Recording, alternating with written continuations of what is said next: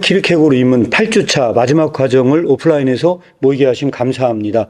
이 과정을 통해 더욱더 우리가 복음에 대해서 생각이 명확해지고 또 우리의 헌신이 더 기쁜 마음으로 감당할 수 있는 그 입문 과정 되게 하시고 앞으로 이 과정을 통해서 더 많은 젊은이들이 또 복음에 헌신하고 나아갈 수 있도록 함께하여 주시옵소서. 예수님의 이름으로 기도합니다. 아멘. 이 입문 과정은 앞으로 내년에도 이제 또 만들어질 예정입니다. 만들어질 예정인데 올해만 무료로 진행할 예정이고요. 내년부터는 저희가 명확하게 아직 방향을 잡아야 되는 상황이지만 현재까지는 멤버십으로 진행을 하면서 멤버십이 없으신 분들은 다 유료 강좌로 전환을 할 예정입니다. 그래서 이제 그렇게 알고 계시면 되겠고요.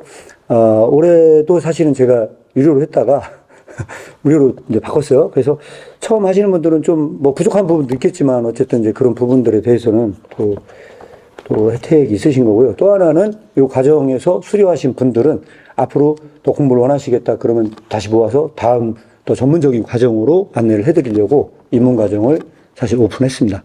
그래서 아마 여러분들이 좀 더 적극적으로 임해 주시면 더 좋은 결과가 있지 않을까 이렇게 생각이 듭니다. 예, 간단하게 그렇게 말씀을 드리겠고요. 오늘 마지막 8주차는, 여러분들이 책을 읽어보신 분들이 있다면, 가능하면 질의응답으로 진행하면 좋을 것 같다는 생각이 들고요. 왜냐면 내용이 워낙 많은데다가, 이 8주차가 1846년부터 1855년까지잖아요. 여러분들에게 이 과정이 얼마나 중요한가를 말씀을 드린다면요. 이렇게 말씀을 드릴 수 있어요. 제가 지금까지 책을 낸 모든 내용은요, 다 이 시기에 해당되는 책만 냈어요. 지금까지 여기서 우리가 배운 내용 중에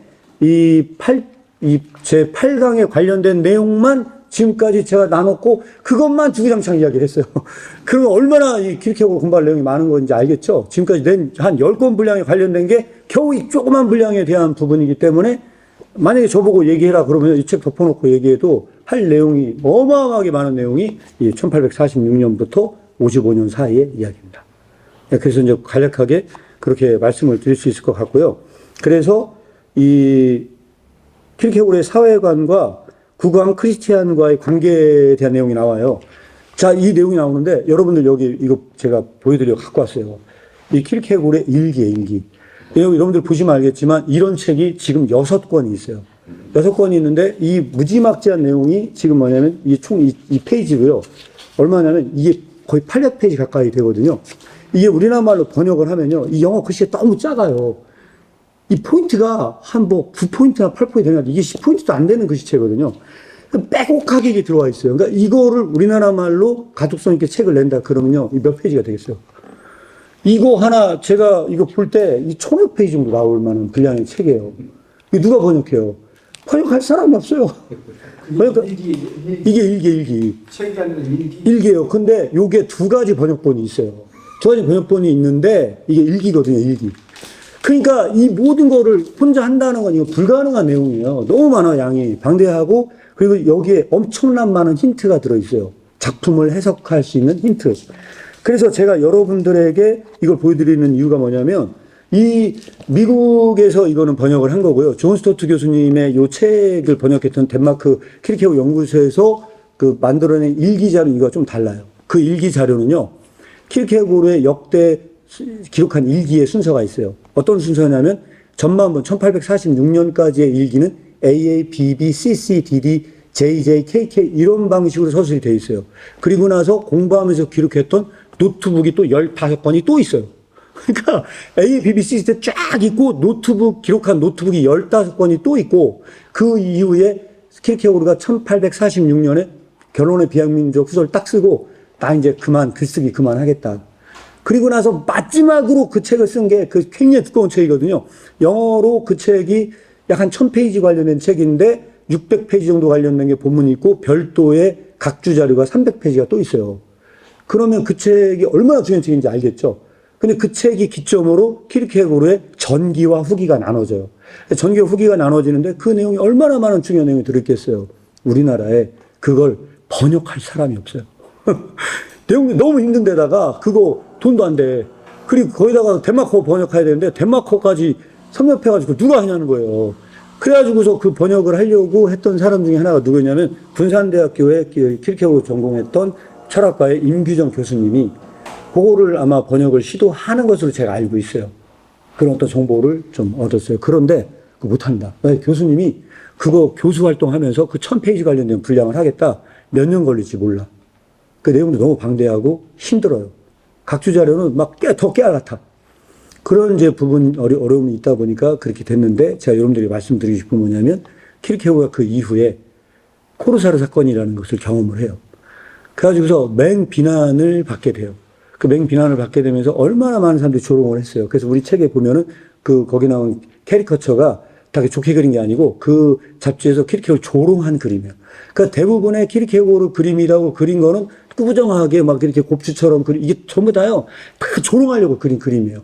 그러니까 본인이 그거 보고 얼마나 그 마음이 아팠겠어요. 그래서 뭐라고 그 주석을 단 사람들이 있냐면, 킬케고르는 그 당시에 그 소유학파, 길거리 돌아다니면서 소크라테스처럼 살기를 좋아했고, 길거리 돌아다니는 사람들이 이게 말붙이고 돌아다니는 걸 좋아했는데, 코르사르 사건 이후로 단 한 번도 킬케고르는 바깥을 외출한 적이 없었대요. 그 외출한 적이 없으면서 거기서 무슨 생각을 했겠어요? 그 무슨 생각을 했는가가 뭐냐면, 그때 일기가 있어요. 그 일기에 이런 말이 써 있어요. 자기는 모든 걸 그만두고 시골교회 목사로 가서 목회를 하기 원했어요. 그래서 그는요, 시골에 가서 조용히 살면서 하나님 앞에 큰 명성도 안 바라고 가가지고서 목회만 전념하기 원했는데, 하필 코르사르 사건이 딱 터지면서 두문불출했어요. 그때 그가 결심한 건 무엇이었을까요? 자, 추정. 뭐였을까요? 뭐였을까요? 그때, 그래서 어떤 사람이 써놓은 게 영어로 펠릭스 컬파인가요? 그 말을 써놨어요. 라틴어로 그 말을 써놨는데, 우리말로 번역하면 그게 행복한 실수래요. 행복한 실수. 그게 뭐냐? 그 시골교회 목사로 가기로 했는데, 그 사건이 딱 터진 후에 두문불출하면서 그가 내린 결심. 딱 한 가지였어요.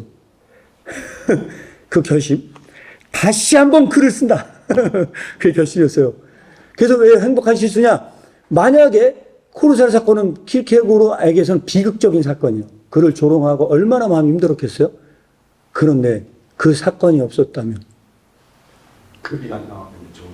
그 사건이 아니었다면 제가 지금까지 번역한 책은 이 지구상에 없었을 거예요.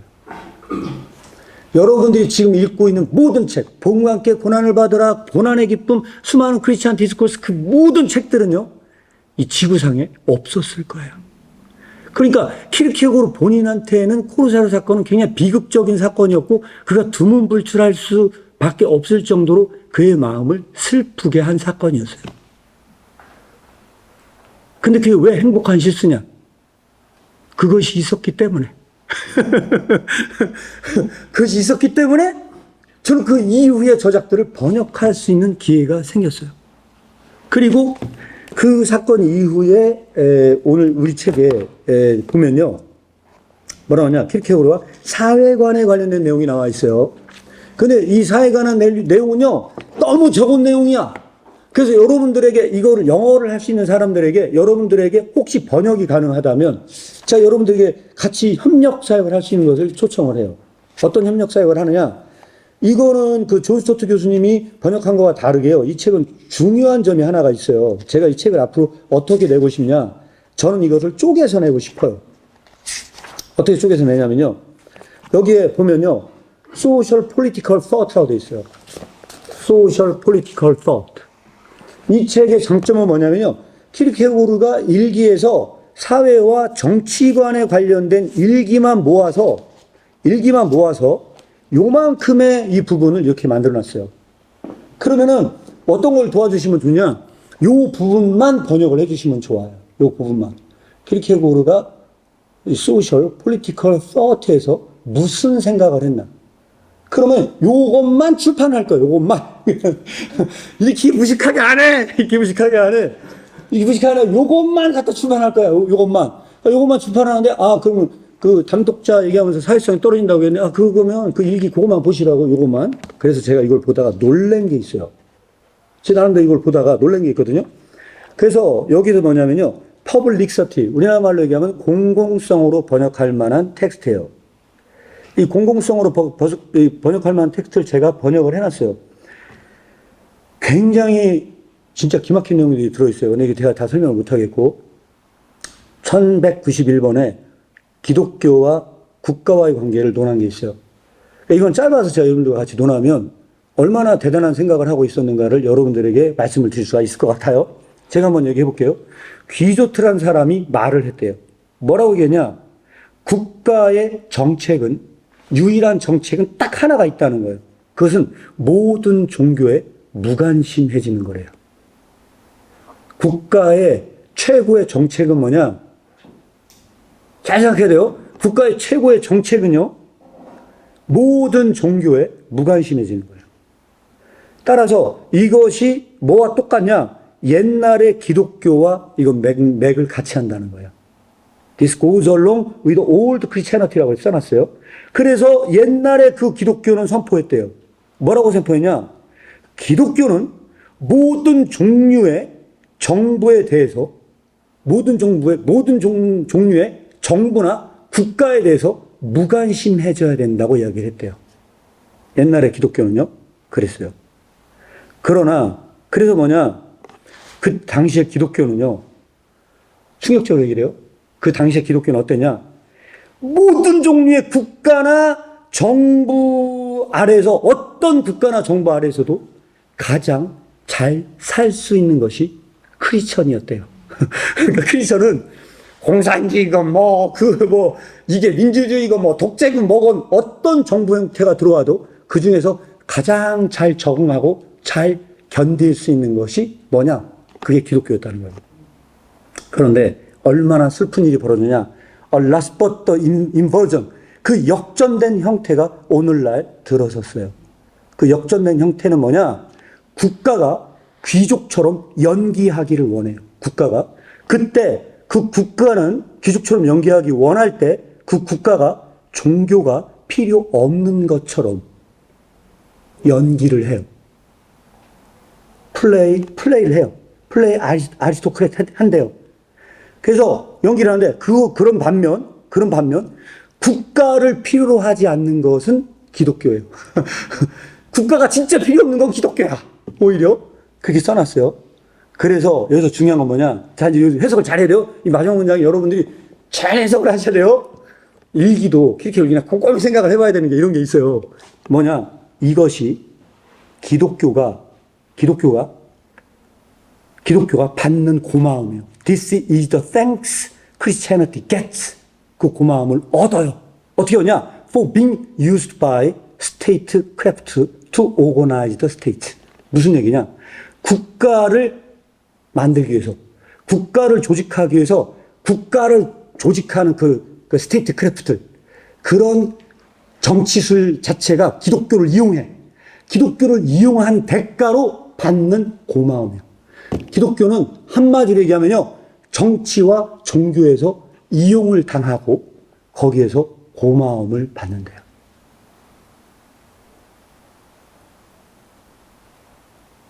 제가 여기에 나와 있는 것 딱 하나만 해석해줬어요. 그러면 여기에 약간 이거를 만약에 다 번역한다. 얼마나 많은 내용이 들었겠어요? 그래서 요거를 같이 협력을 하면 좋을 것 같아요. 네. 여기에 정치관이 들어있고 사회관이 들어있죠? 뭐예요?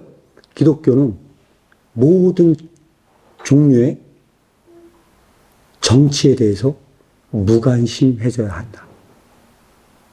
기독교는 가장 뭐가 필요 없다? 국가가 필요 없는 유일한 건 기독교야. 기독교는 어떤 종류의 형태건 독재가 들어오든 그게 민주주의든 별 상관이 없어. 그냥 다 잘 살 수 있어. 그냥 다 잘 살 수 있어. 유일한 사람이야. 크리스천은. 별로 상관이 없어. 그냥 잘 살아. 거기서 잘 견디고 잘 할 수 있다는 거예요. 네? 이것은 무엇을 말하는, 그 다음에 또 공공성에 대한 이슈가 있거든요. 시간상 이거 얘기하다 보면 이걸로 다 종칠 것 같아서 이 정도만 말씀을 드리도록 하겠습니다. 그래서 간단하게 말씀을 드리면 이후에 아까 얘기했던 이게 1850년대의 이야기예요. 이 후기에는 이런 내용들이 들어있어요. 자, 킬케고르가 여기서 가장 중요한 게 그 경계했던 것 중에 하나가 하향 평준화예요. 영어로는 레벨링이라는 단어 쓰여져 있거든요. 이것이 뭘 의미하는가? 여러분들이 한 번 더 공부해 볼 필요가 있어요. 왜? 여기서 기독교는 뭘 만들려고 하느냐? 평등을 실현하려고 그래요. 자, 이 하향 평준화가 뭐가 다른가 여러분들이 생각을 해야 돼요. 자, 중요한 게 하나 있어요. 하향 평준화 했을 때 여러분들이 머릿속에 넣어야 될 것. 기독교는요, 절대 차별을 만들지 않습니다. 기독교는 뭘 만들려고 하냐? 평등을 실현하려고 해요. 그런데 기독교가 만들려고 했던 평등은 조금 달라요. 자, 어떤 면이 다를까요? 여러분 이것을 생각해 보셔야 돼요. 민주주의가 말하는 평등과 공산주의가 말하는 평등이 달라요. 뭐가 다른지 설명할 수 있는 분 있으세요? 공산주의도 평등을 실현하려고 해요. 민주주의도 평등을 실현하려고 해요. 그럼 공산주의가 실현하려고 하는 평등과 민주주의가 실현하려고 하는 평등이 달라요. 어떤 게 다른지 설명하십니다.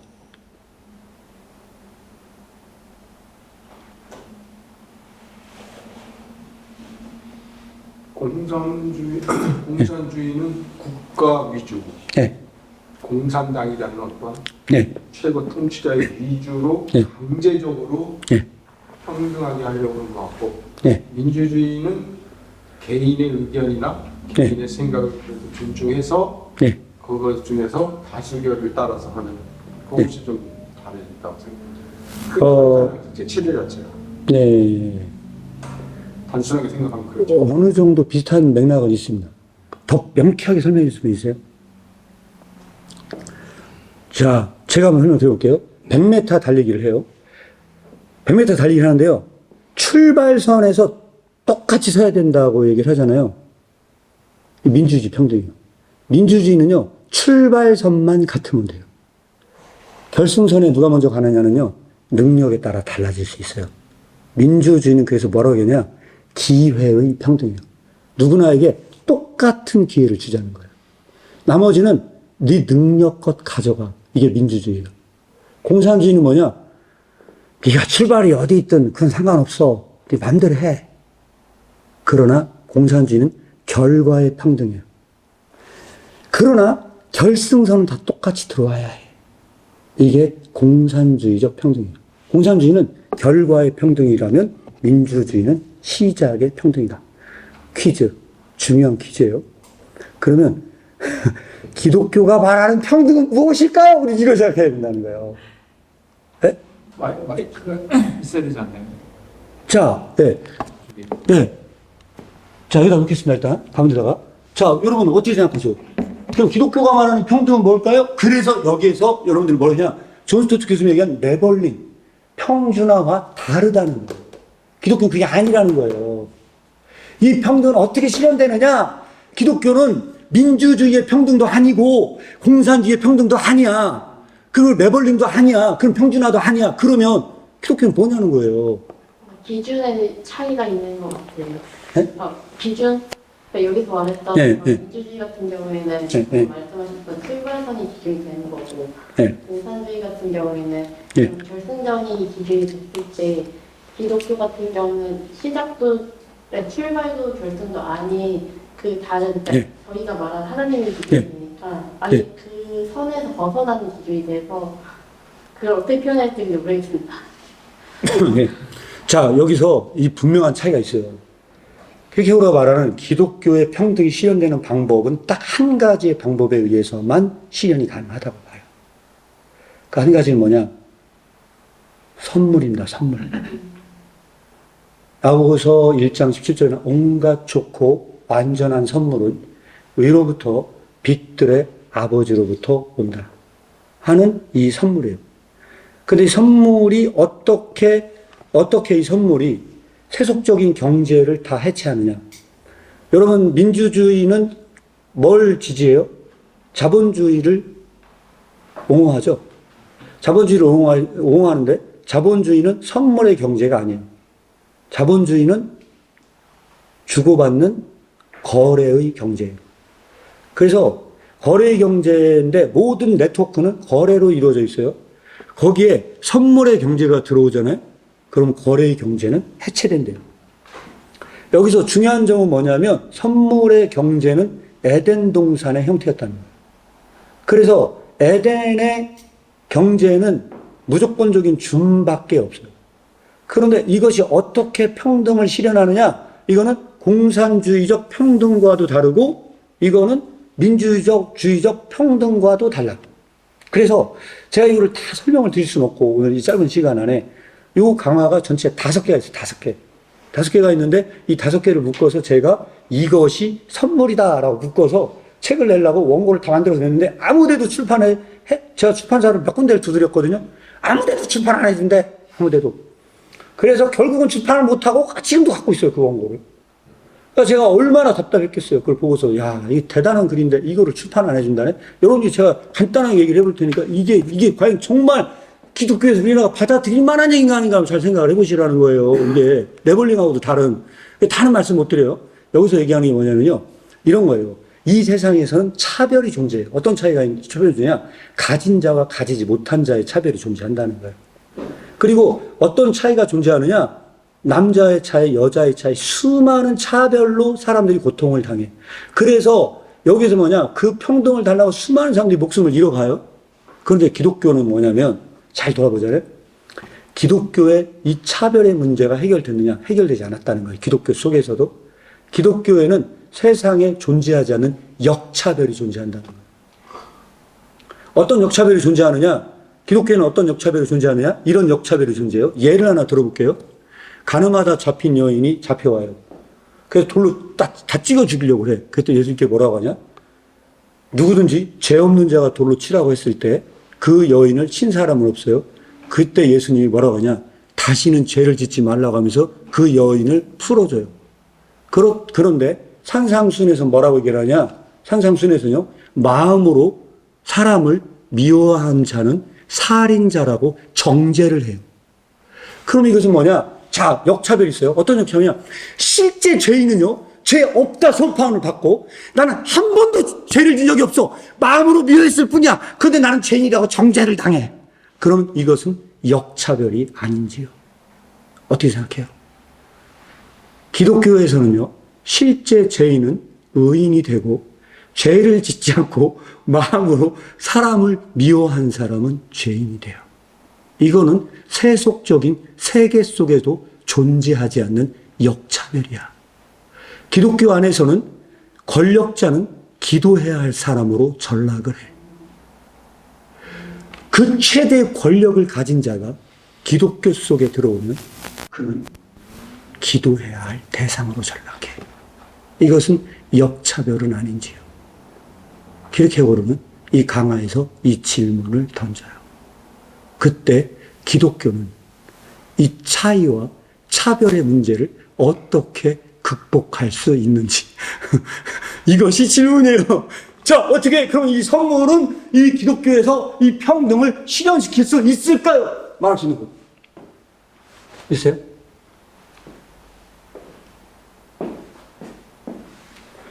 대답하기는 쉽지 않을 거예요. 이거에 대한 힌트는 항상 키르케고르는 어디서 나오냐? 루터가 지푸라기 서신이라고 비판했던 야고보서에 정답이 다 들어있어요. 이게 힌트예요. 자, 야고보서 더 정확히 얘기하면 2장이 힌트예요. 야고보서 2장. 2장이 나오는데 이 교회가 반드시 지켜야 할 게 뭐냐? 하나님의 전에 이런 차이와 차별이 들어오지 못하도록 철저하게 막아야 할 게 교회의 사명이에요. 금가락지를 끼고 들어온 사람이 교회 앞에 앉아서 대우를 받거나 비천하다고 하여 그가 저 뒤에 앉는 일이 없도록 세상의 차별과 차이의 문제가 교회 속에 들어오지 못하도록 그것을 막아야 할 것은 교회가 되어야 한다는 거예요. 그때 교회는 이 평등을 어떻게 실현하느냐? 내 이웃이 되지 못할 만큼 부자가 없어요. 기독교 안에서는. 내 이웃이 되지 못할 만큼 비천한 자도 존재하지 않아요. 그 정도로 내 이웃을 내 몸처럼 사랑할 때 기독교의 평등은 실현된다. 이것이 1차적 과업이다. 기독교는 내 이웃을 사랑할 때 이 평등이 실현된다. 이게 1차적 담론에서 나오는 이야기입니다. 여기까지가 서론입니다. 서론. 서론 말씀을 드렸고 나머지 본론은 나중에 이걸 할 때 또 다루도록 하겠습니다. 자, 여기까지 우리가 얘기를 했고요. 그 다음에 8장 2에서 다양한 정신의 건덕적 강화와 사랑의 역사는 같은 시기에 쓰여졌어요. 자, 여러분들 여기서 중요한 게 뭐냐? 다양한 정신의 건덕적 강화를 제가 번역을 했어요. 그 중에 하나가 복음과 함께 고난을 받으라가 이 책에 들어있고요. 제가 번역서로 낸 드레베카파 공중의 새가 이때 나왔어요. 그런데 여기서 중요한 게 뭐냐? 사랑의 역사가 이 시기에 쓰여졌어요. 그런데 왜 동시대에 쓰였을까라는 힌트가 그의 일기 속에 들어있어요. 어떤 힌트냐? 여러분들이 복음과 함께 고난을 받으라를 읽어보잖아요. 공동체성이 떨어져요. 복음과 함께 고난을 받으라는 한 개인이 있는 그 고난을 어떻게 단독자가 한 개인으로 돼서 그것을 극복할 수 있는 과제를 담고 있어요. 그렇다 보니까 이것은 공동체성이 떨어져요. 그래서 키르케고르의 일기를 보게 되면 뭐라고 얘기를 나와 있느냐? 사람들이 내가 이렇게 단독자를 강조하는 것을 보게 되면 뭐라고 사람들이 생각할 거냐? 공동체성이 떨어지겠지 하고 생각할 거야 라고 하면서 뭐라고 쓰냐? 이 바보 같은 것들. 내가 한쪽을 강조하면 다른 한쪽을 강조하는 이야기가 있을 거라는 걸 그들은 몰랐어. 이게 다 그렇게 써놨어요. 그리고 나서 그 반대를 강조하는, 그 공동체성을 강조하는 이야기의 책을 내가 쓸 거야. 그 책을 이름하여 사랑의 역사라 부른다. 그래서 그 같은 시기에 출판된 책이 바로 사랑의 행위, The Works of Love, 그 사랑의 역사, 그 사랑의 행위에 관련된 책을 쓴 거예요. 그런데 키르케고르는 어디에 출신이에요? 루터교 출신이에요. 루터교는 뭘 강조해요? 믿음으로 이루는 의를 강조해. 그래서 그들이 갖다 버린 거 뭘 갖다 버렸어요? 행위를 갖다 버렸어요. 근데 키르케고르는 책 제목을 뭐라고 썼어요? 사랑의 행위라고 썼어요. 얼마나 도발적이에요. 루터교에서 이걸 던지는 것 자체만으로도 우리가 살고 있는 이 시대를 생각하면 안 돼. 키르케고르는 그 기반이 루터교의 기반이라고 봐야 돼요. 근데 거기에다가 사랑의 행위를 던진다? 도발적이에요. 그 제목 자체가 도발적인 책이야. 그런데 그 책 제목은 그게 썼거든요. 근데 제가 최근에 긍휼에 대해서 설교를 하고 있어요.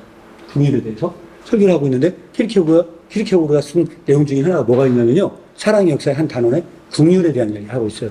근데 그 책을 거기다 딱 쓴 거에 제가 밑에 관련된 일기를 봤어요. 그 일기 봤는데 뭐라고 써있냐. 그 일기에 이렇게 써있었어요. 그러니까 각주 안 보는 사람은 이거 독해 안 되는 글들이에요. 그래서 키르케고르 작품을 볼 때는 꼭 각주 보라는 이유가 각주 안 보고 이런 거 어떻게 이해를 해요? 각주에 그 보면 일기가 써 있어요. 뭐라고 써 있냐? 우리가 다루고자 하는 이 긍휼에 관련된 주제는 공산주의 사상과 가장 적대적이다. 이렇게 써놨어요. 자, 다시 한번 얘기해 볼게요. 우리가 지금 다루고자 하는 이 긍휼에 대한 사상은 커뮤니즘과 가장 적대적이다. 이렇게 써놨어요. 자, 우리 거기서 어떤 힌트를 얻을 수 있죠? 어떤 힌트요? 공산주의의 문제점을 우리는 생각해 봐야 돼요. 생각해 봐야 돼요. 뭘 독해할 때? 그 부분을 독해할 때 공부하는 사람은 그런 생각을 갖고 독해를 해야 되는 거예요. 네? 그때 공산주의 마르크스주의 사상이 가장 많은 영향을 준 사람이 누구예요? 헤겔이지만 그 위에 헤겔의 좌파 사상이 누구냐면 포이어바흐예요. 포이어바흐의 기독교의 본질은 키르케고르처럼 똑같이 고난을 강조해요. 그래서 제가 여러분들에게 키르케고르가 강조하는 고난과 포이어바흐의 고난의 차이는 어떤 관점의 차이가 있는지 우리가 공부하는 사람들 그거 연구 안 하고 어떻게 돼요? 여기 계신 분들 다 전문적으로 공부하려고 들어오신 분들 아니세요? 그래서 제가 말씀드리는 게 그런 점에서 이거는 생각해 봐야 되는 주제가 있어요. 그래서 여기에서 제가 말씀드린 건 이 책에서 다 상당히 많은 부분들은 다루지 않은 영역에 대해서 말씀을 드려요. 근데 제가 이렇게 말씀을 드린 이유가 뭐냐면 제가 이 부분을 번역하다 저 혼자 고민하다가 이게 한 거예요. 결론적으로. 그러니까 이런 연구자가 필요한 거예요. 같이 이런 연구를 해서 이걸 만들어 나가야 될 사람들이 필요하다. 그래서 전 여기에서 이런 부분들을 간단히 언급드리고 말씀을 드려요. 그리고 또 하나는 뭐냐면 사랑의 역사는 일반적인 강화와는 달라요. 어떤 점이 다르냐? 여러분들이 여기서 밑줄 팍팍 치고 절대로 넘어가면 안 되는 단어가 성찰, 영어로는 딜리버레이션이라는 단어인데 이 덴마크어로는 오바이어스라는 단어. 이거 그냥 짚고 넘어갔다. 여러분들 이거 해석 안 돼요. 덴마크어로는요, 이게 오바이어스라는 이 단어가 너무너무 무시무시하게 중요해요. 어느 정도 중요하냐? 킬케고는 일기에다 이걸 써놨어요. 일기 안 보고 독해가 가능하겠어요? 그래서 여러분들 일기에다 이걸 써놨는데 일기에 나온 내용이 뭐냐면요, 이 얘기. 지금 더 굉장히 중요하네요. 이 오바이어스란 말이 성찰이란 말인데 이게 얼마나 중요하냐? 일반적으로는요, 강화는요, 그가 그 개념을 알고 있다고 전제한대요. 자, 여러분들이 우리가 업빌딩 디스코스, 우리가 디스코스 나왔죠? 저는 강화들은요, 우리가 들으면 너무 은혜가 돼. 여러분들 읽으면 은혜가 안 돼요? 은혜가 안 되면 이상한 거예요. 저는 그냥 은혜가 되거든요? 은혜가 되고, 주님, 아멘이 절로 나오고 막 은혜가 돼요. 그래서 이건 뭐냐? 업빌딩 디스코스는요, 인워드 디프닝, awakening and inward deepening이라고 해놨어요. 우리는 번역하기가 참 애매해요. awakening, 일깨워요. 그 사람의 마음에 뭔가 잠잤던 영혼을 일깨워줘요. 그리고 그 사람을요, 내적으로 더 성숙하게 만들어줘요. inward deepening을 하게 만들어줘요. 그렇게 만들어진 거예요. 그러니까 너무 은혜가 돼. 사랑의 역사는 그 목표가 그게 아니에요. 그게 말씀을 드린 거예요. 사랑의 역사를 제대로 독해한다요? 머리에 지진이 납니다.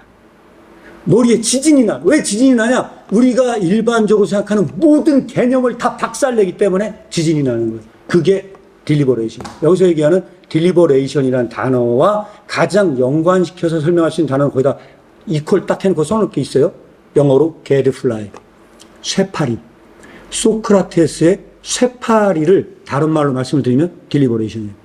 킬케고는 여기서 일기에서 뭐라고 썼냐? 이게 기독교적 성찰인 이유는 왜 성찰이냐? 이 책을 읽는 독자가 기존에 가지고 있었던 모든 개념을 다 박살내고 전복시키기 위해서 이 책을 썼다고 이야기를 해요. 개념을 다 박살내요. 어느 정도 개념을 박살내느냐? 이 박살난 개념을요, 제대로 이해한다? 여러분들은 어마어마한 논문을 쓰게 돼요. 논문 쓰고 싶은 분들. 사랑의 역사 열심히 붙들고 쓰면요, 대단한 논문들 많이 나올 거예요. 제가 쓰고 싶은 논문 하나 있어요. 그래서 힌트를 드리면 이런 거예요. 사랑의 빚을 지지 말라 하는 이 빚 개념은요, 니체를 박살낼 수 있는 글이에요. 왜 그러하냐? 여기서 니체는요, 종교의 죄의식이 어디서 들어오나 도덕 개보학에서 니체는 뭐라고 하냐? 채무의식에서 기독교의 빚 개념이 생겼다고 이야기를 해요. 채무의식. 어떤 사람이 빚을 지잖아요? 다 갚을 빚이 없어? 그럼 몸으로 때워야 돼. 그래서 그 사람은 몸으로 막 채찍질해서 다 때려요. 그러니까 두 번째 뭐냐? 여자들 같은 경우 뭐라고 해요? 너 빚 졌는데 빚 못 갚아? 야, 너 몸 팔아서 빚 갚아. 뭘로 생겨요? 모든 건요, 그 사람이 빚을 못 갚잖아요? 그러면 맞거나 자기 몸으로 때우던가 이런 걸로 한다는 거예요. 여기서 뭐가 들어왔냐? 그가 공부한 건 인류학이에요.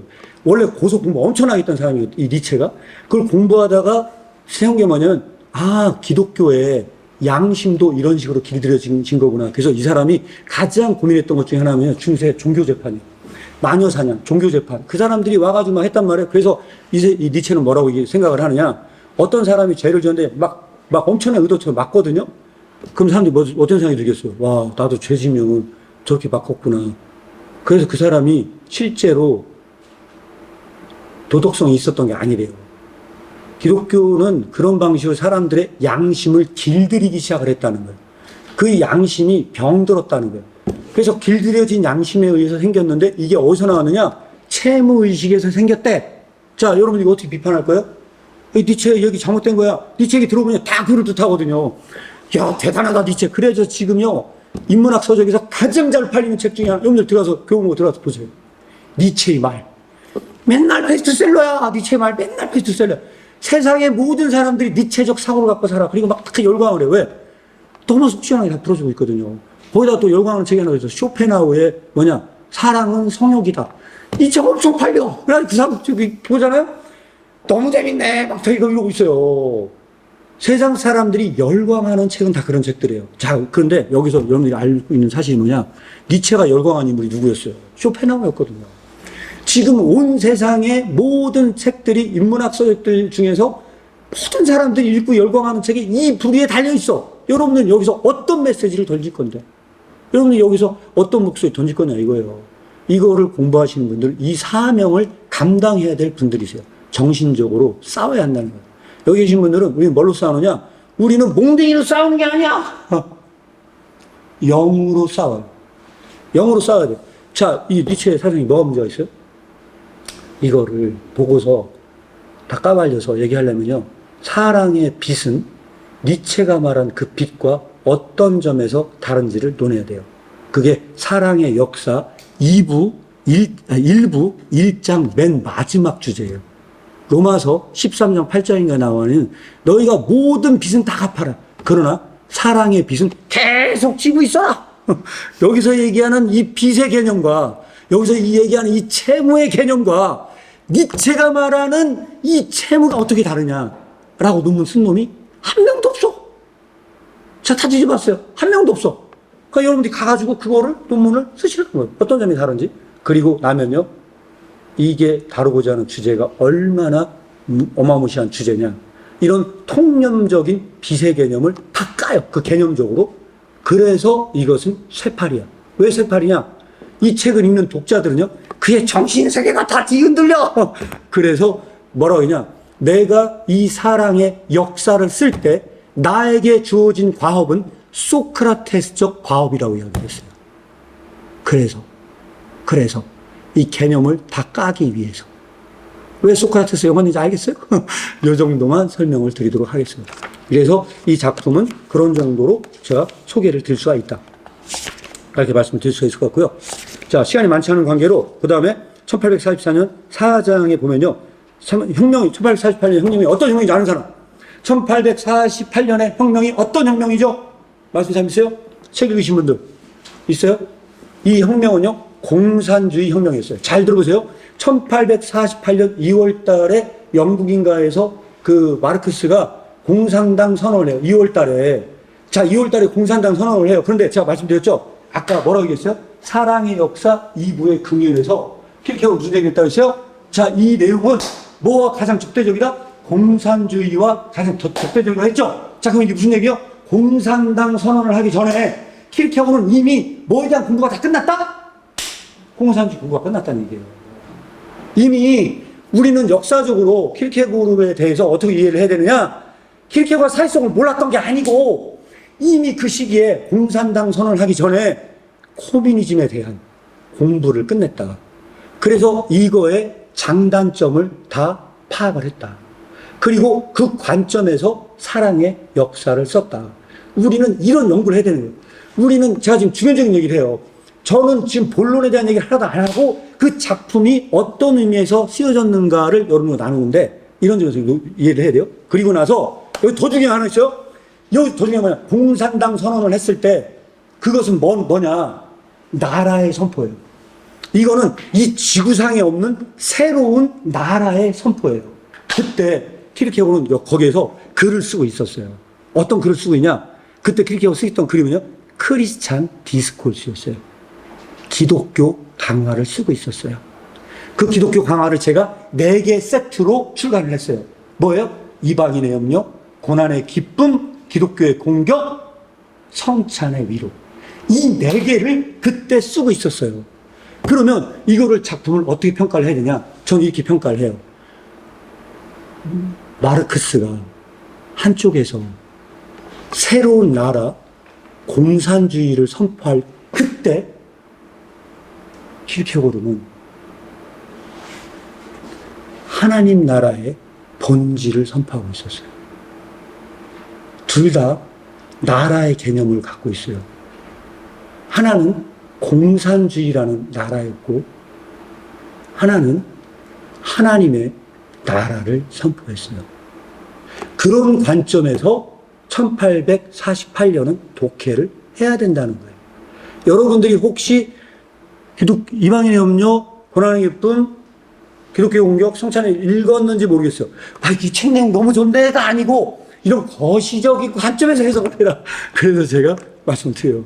이 거시적 관점에서 이 책을 보시게 되면은 공산주의가 선포된 이 나라와 어떤 점이 다른지 우리는 그런 점에서 1848년을 독해를 해라.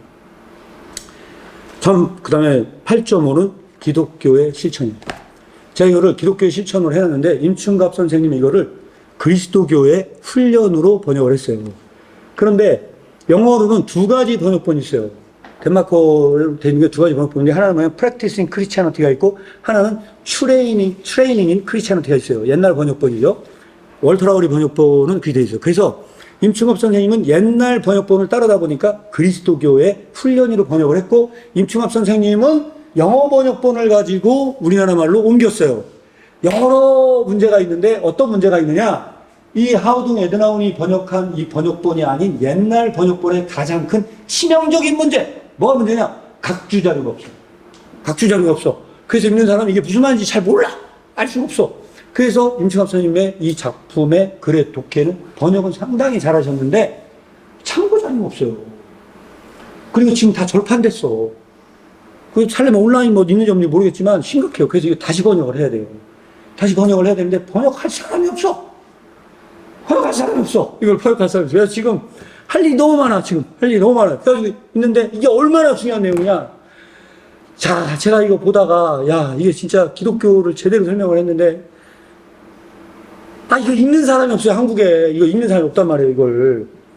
이거는 크게 세 부분으로 나눠져 있어요. 수고하고 무거운 짐진 자들아 다 내게로 오라 하는 이 복음의 초대의 의미가 서술되어 있어요.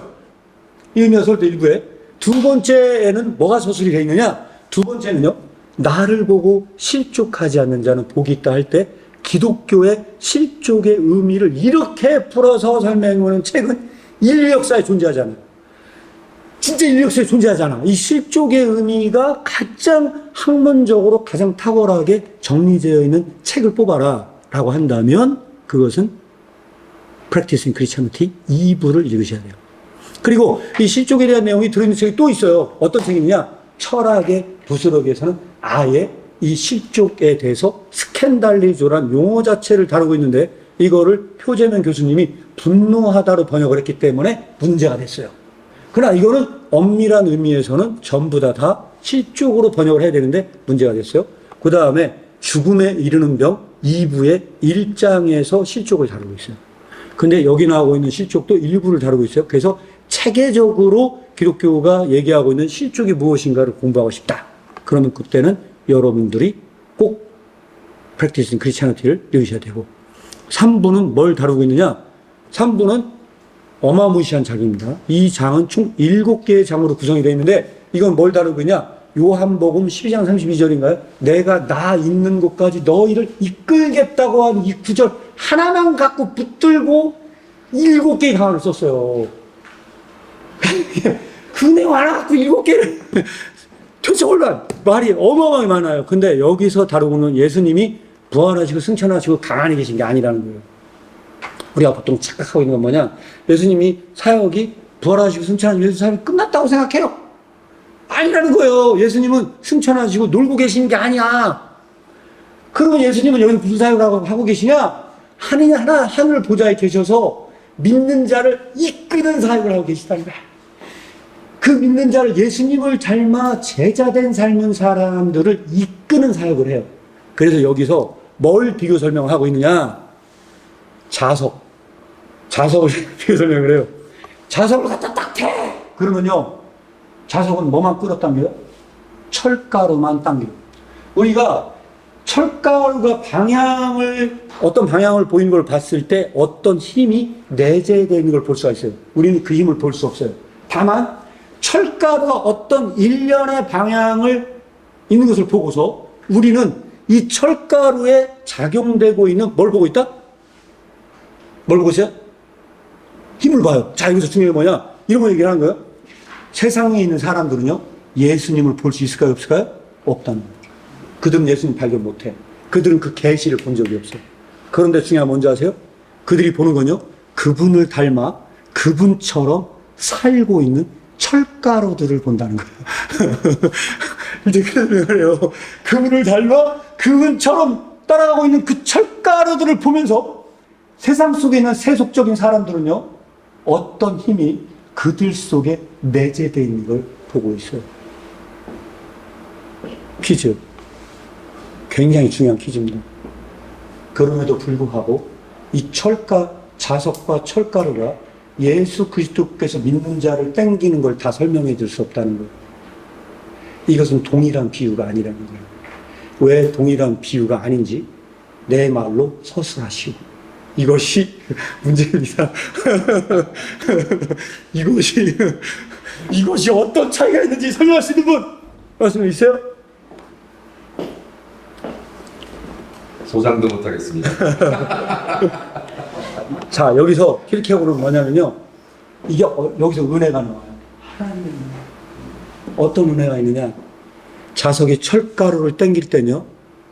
철가루들에게는요. 뭐가 없느냐. 선택의 문제가 내재되지 않아요.